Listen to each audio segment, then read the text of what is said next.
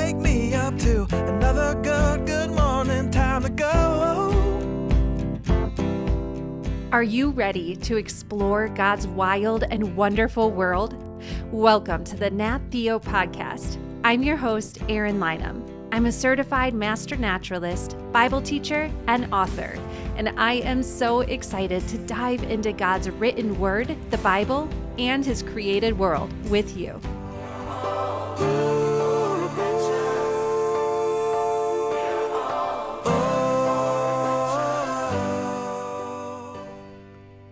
Have you ever heard of the Tasmanian tiger? I had not until a few weeks ago. My kids and I were enjoying an excellent nature film series called The Riot and the Dance, and we learned about this amazing creature that most people think is extinct, but it might not be. Yesterday, we heard from Dr. Wilson, the narrator of The Riot and the Dance nature films and series. He shared amazing stories and a glimpse behind the scenes of what it's like to make nature films. Today, we will hear more of Dr. Wilson's stories, focusing on people who have helped take care of God's creation. Along with hosting the Riot and the Dance film series, Dr. Wilson also wrote a book I love called A Different Shade of Green. In this book, Dr. Wilson helps readers understand God's call for us to take care of his creation and how we can do so in ways that honor God and help others see our Creator. Here is our trail map for today. Are you ready?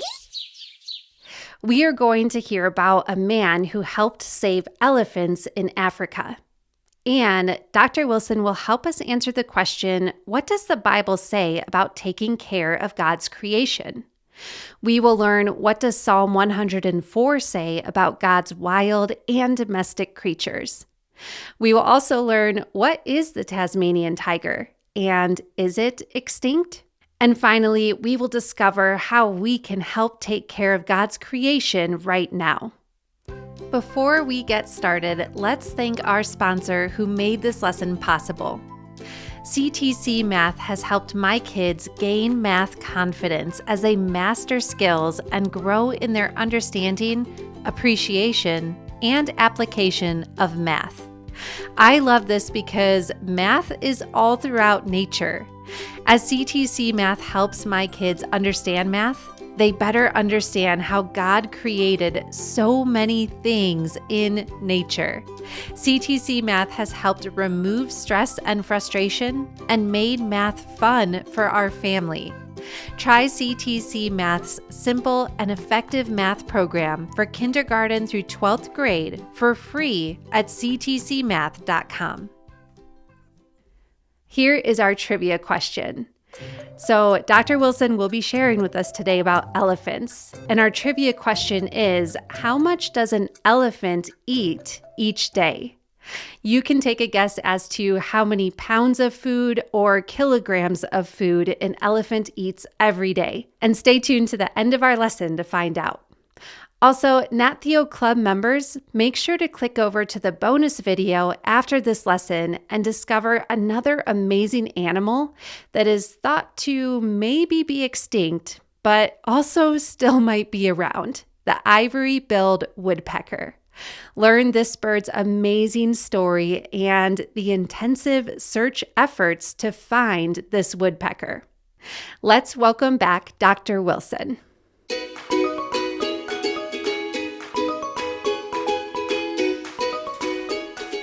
Dr. Wilson, welcome back. Yesterday, you brought us along on an adventure into nature filmmaking for your Riot and the Dance films, and we are so excited to learn from you today about how we can take care of God's wild and wonderful world. Thank you for joining us.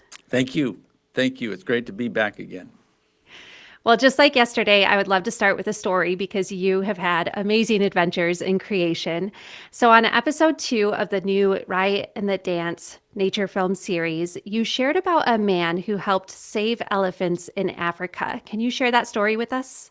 His name was Lawrence Alexander, and there was a certain group of elephants that were causing mischief in certain places going off the reservation, so to speak. And so he took it upon himself to care for these elephants because these elephants were distraught, getting persecuted. And I'm not sure of all of the methods he used, but he won the elephants' trust. And so the elephants just trusted him to make sure that they were taken care of, and they behaved under his care. But then unexpectedly, he died at age 61 from a heart attack. The elephants came out of the bush. There was no way for them to have known that he had died. It's just strange, but all these elephants just came out of the bush to his home, and his wife was there and saw all these elephants just groaning and like mourning. They knew that he had died, even though he died somewhere else. Wow. And it shows you that we just don't really know how intelligent certain animals are. We should not think animals less than what they are. God has made them for a reason. You know, he said in Genesis 1:31, God saw all that he had made, and it was very good. Sometimes he gave them amazing capacities, like the elephant, to know something, some event happened with a dear loved one. Yeah, they don't have an iPhone. They didn't have access to news. They just understood that he had died, and they came to mourn. And then after they spent some time mourning, they went back into the bush. It's so fascinating that these elephants were able to somehow know, even if we can't understand scientifically yet or ever how they do that. It just points back to the biblical relationship between humans and animals that really goes back to Genesis. And so we know, like, the Bible talks about nature from cover to cover, and God's nature narratives are all throughout it. But can you share with us maybe just a summary of what does the Bible say about taking care of creation? Genesis 1:28, God blessed them and said to them, be fruitful and increase in number, fill the earth and subdue it, rule over the fish of the sea and the birds of the air, and over every living creature that moves on the ground. Now, this is called by theologians, it's called the dominion mandate. And it's often taken as a sort of a blank check to dominate in an oppressive way. But if we look at the whole context of all of Scripture, God's character is not like that. When we are to rule over something, we are to make it more lovely. We are to make it thrive. So this kind of rule is meant to cause the creation to flourish. This rule is a good rule. If God said, rule over your bank account, we wouldn't take that to mean squander it and blow all your money and go into debt. Yeah. No. Take care of it. Rule, Be faithful with take care it. of it, faithful, cause it to increase. The parable of the talents, we are to take what we are to rule over and use it for his glory and cause it to flourish, cause it to thrive. There's specifics like in Proverbs 12:10, where it says, a righteous man has regard for the life of his beast. In NIV, it says, a righteous man takes care of the needs of his animals. And that doesn't mean we just rule over the things that are domesticated. We're to rule over the things that are wild. And I would really recommend a study of Psalm 104. It's one of my favorite psalms. Mine because too. The psalmist is just really extolling and praising God for his watch care over the creation. And what I like about it is it doesn't just limit it to domestic. He says, yes, you cause grass to grow for the cattle and plants for man to cultivate. But he also talks about the trees of the Lord are well watered, and he provides habitat. Doesn't say habitat, but it says that he provides the birds of the air nest by the waters. They sing among the branches. He waters the mountains from his upper chambers.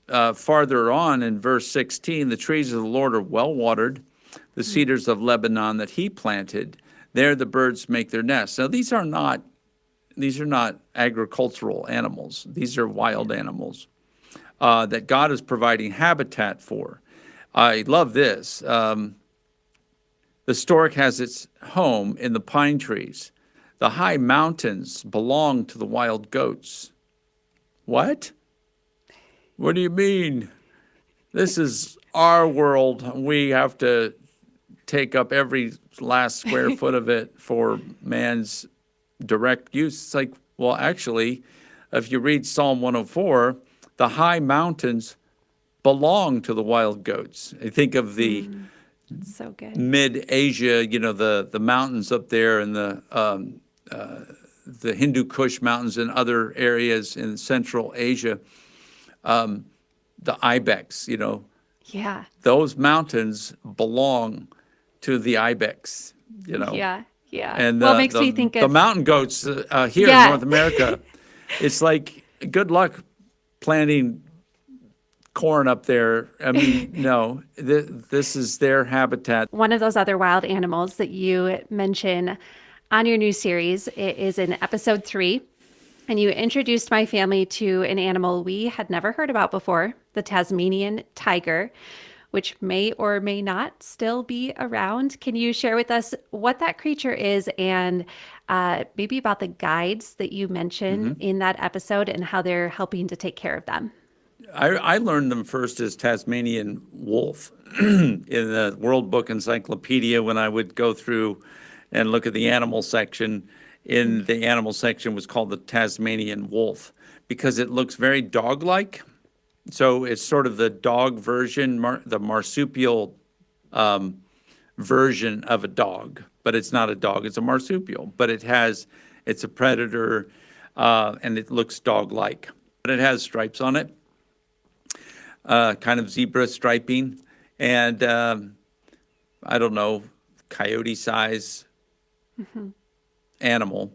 It's supposed to have gone extinct in the mid 20th century, and the Hobart Zoo was the last one, captive one. Hobart is Tasmania. And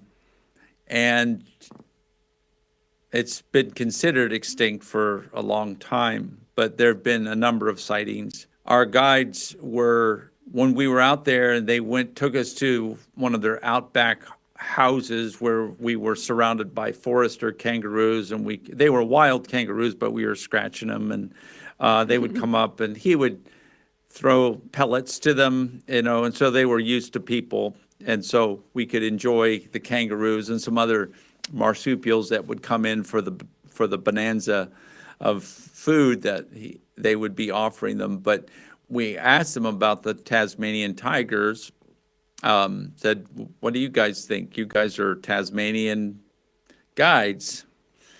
And he said, they're there. Oh, and I wow. said, what? I said, yeah. He said, I've seen them and I know where they are. And I said, well, wow. Now, he said when he had discovered them, he told his son. His son didn't believe him. And so he made his son, swear, this is our secret. We're not going to tell anyone, period. He took his son to where, I don't know if it was the first time, but he convinced his son that their existence, and it's their little secret. And the reason is they become world famous by disclosing to the world the whereabouts. If they're telling the truth, which I believe they were, they knew that if they said, well, we've discovered them, here's where they are, then everybody would descend upon Tasmania, not to hurt it or harm it, but just by the fact that all of these people would be invading Yeah.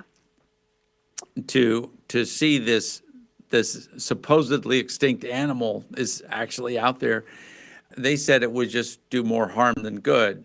And if it's a very wobbly population, like barely hanging on, the last thing they need is to have all these people come in. We need to just let them hopefully keep a stable population. And if they continue to grow, then they'll eventually disclose themselves to the general public. And then they're not the ones that told the big secret prematurely and caused a greater threat. They just loved wildlife for wildlife's sake, and they weren't Christians, but they didn't want to jeopardize by just wanting to go get famous. Yeah, that makes sense. Well, we have talked about different wild animals, and you brought up in Psalm 104 that really that psalm is talking about wild animals and domesticated animals. So I want to bring this real practical.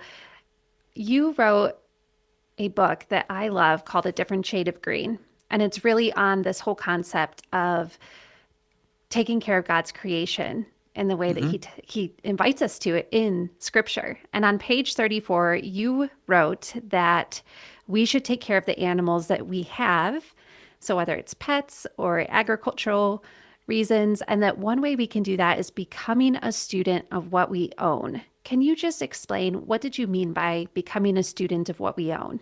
Often, you've heard the phrase, everybody wants to save the world, but nobody wants to help mom with the dishes. It's like that we want to be the heroes and do something great for, animal welfare or whatever. But it starts with simple tasks at home. That means if you own a hamster or you own a snake or you own a turtle, you want to learn its needs, its habitat requirements, that it gets enough food, it gets enough water, and you keep it clean. So many kids want some pet. They just get, oh, mom, get me that. And then the honeymoon's over very quickly, and they get bored with it, and then all of the chores and tasks fall to someone else unless the mom is like, no, this is your pet, you take care of it. And so that's what I mean by being a student. We need to respect them. It says a righteous man has regard for the needs of his animals, but to be a student means that you have to figure out their needs. And most of it's pretty simple. You have to feed them the right things for their body, I remember as a kid, my brothers, it's sort of embarrassing, but my brothers brought home a snake when we were in Michigan, and I put it in this big cylinder tin can. Like in the 60s, they put potato chips in these big metal cylinders with a big lid that you often see caramel corn in during the holiday season. And I put my snake in there, and I knew nothing about what the snake ate. And but I remember seeing in one of my books an egg-eating snake. And egg-eating snakes in Africa will eat this egg. So this garter snake is in there. I put a chicken egg in there. That is exactly the opposite of what you're supposed to do. I was not a student of this snake. I was like, here's this big chicken egg. Go ahead and eat it. I saw a snake eat an egg in a book. So be a student. As you take more and more responsibility, God will add more. And when we are charged as mankind to rule over all of the creatures, that's a big task. That means when you're dealing with whole parks or wilderness areas, you have to know not just the requirements of one pet, you need to know how the whole ecology of the area works. The bigger the responsibility, whether it's one pet, learn what does one pet need. If it's a big area, then you need to know a whole lot more. All of the interactions of nature. It points to just how beautifully God has balanced nature and provided for nature, like we read in Psalm 104, and how we really need to do our part as best we can to help take care of it. And I love that you really bring that back to our own pets, whether we bring them home from a pet store or a shelter, or if it's a snake that we find in the wild, or frogs like my kids do and have them in buckets for a while, just being faithful. And I think about what you wrote in your book a lot, becoming a student of what we own, because we have several pets. We have a dog, we have a cat, we have fish, we have 3 axolotls. And I Wow. think about that a lot, just learning more and more about Yeah. how God designed them and how to take care of them. So thank you for challenging our listeners Yeah. in that too. And I hope that they'll take from this and be faithful and excited about what God allows them to have responsibility for. So Gordon, thank you so much for coming on yesterday and today. I will be sure to point all of our listeners to your incredible films, The Riot and the Dance, and your wonderful books. Thank you for joining us. Thank you very much, Erin.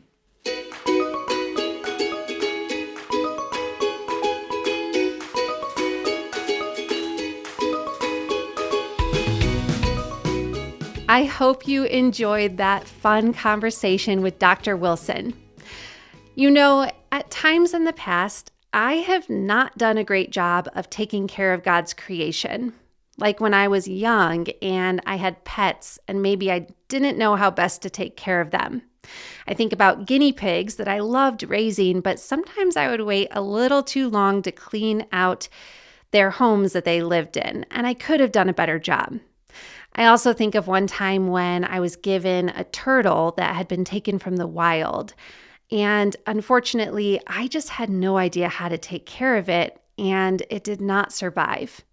Now, I feel really bad about those experiences. I'm also very grateful that God has forgiven me and that He's helping me to better understand now how I can take care of the creatures He gives me responsibility for. You know, it's a great honor that God calls us to care for His wild and wonderful world. And it's also a big responsibility. Psalm 24:1 says, "The earth is the Lord's and everything in it, the world and all who live in it." And listen to Genesis 1:31. God saw all that He had made, and it was very good. You might have heard or read in Genesis that after God made everything, He rested. Now, this wasn't because God was tired. God doesn't get tired like we do. But I believe God chose to rest because He simply wanted to enjoy everything that He had just made. To stroll through creation and listen to the birds singing and smell the sweet scent of flowers, watch critters climbing and flying and swimming all around. Listener, have you ever made something that you really like? Maybe you painted a painting or made a Lego creation or wrote a poem or a song or a story. Did that thing that you made bring you joy? I believe it's the same with God, that He takes joy in everything that He has created. I believe that God calls us to protect and care for creation. So listeners, let's join with God in enjoying and caring for His creation right where we are.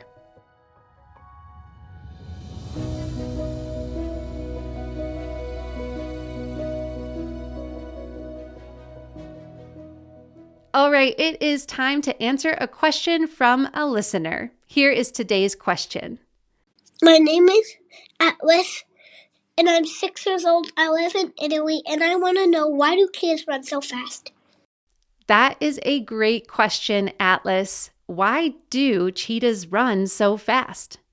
You know, this is a great question for today's lesson because I learned about cheetahs running from Dr. Wilson, today's guest, on his new Riot and the Dance nature film series.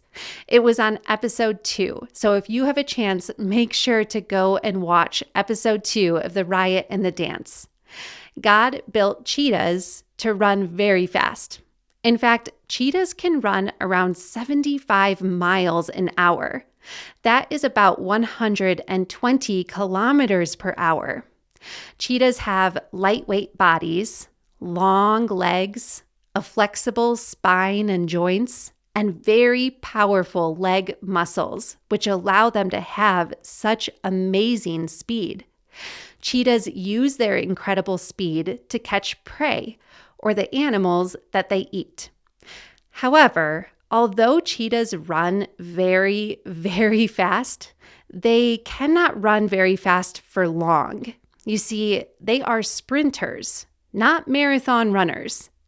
A cheetah will rarely chase prey, like maybe a gazelle, for over 1,000 feet or 300 meters. This means that their prey can often outrun them simply because the prey will run longer or a further distance than the cheetah will. Thanks for your great question, Atlas. Stay curious about God's wild and wonderful world. And listeners, if you have a question that you would like to have answered on Nat Theo, get permission and head over to erinlynham.com/ask or the link in our show notes to submit your question. And Nat Theo Club members, be sure to click over at the end of this lesson to the bonus video to learn about the ivory-billed woodpecker and decide for yourself whether you think it is still around or not. Do you remember our trivia question? How much does an elephant eat each day? Do you have a guess? Most elephants eat around 330 pounds of vegetation every day. That is around 150 kilograms. An elephant actually spends most of its day foraging for food and eating, about 16 hours out of 24. That sounds like a lot of hard and tasty work. Now it's your turn to explore. Read through Psalm 104. Underline the animals that you have heard about before and think about how God carefully takes care of those creatures. Circle any animals that you have not heard about before and perhaps learn something about them this week. Thank you so much for listening. If you enjoyed this lesson, please take a moment to share it with a friend and subscribe, rate, and review Nat Theo wherever you listen. Until next time, keep exploring and taking care of God's wild and wonderful world.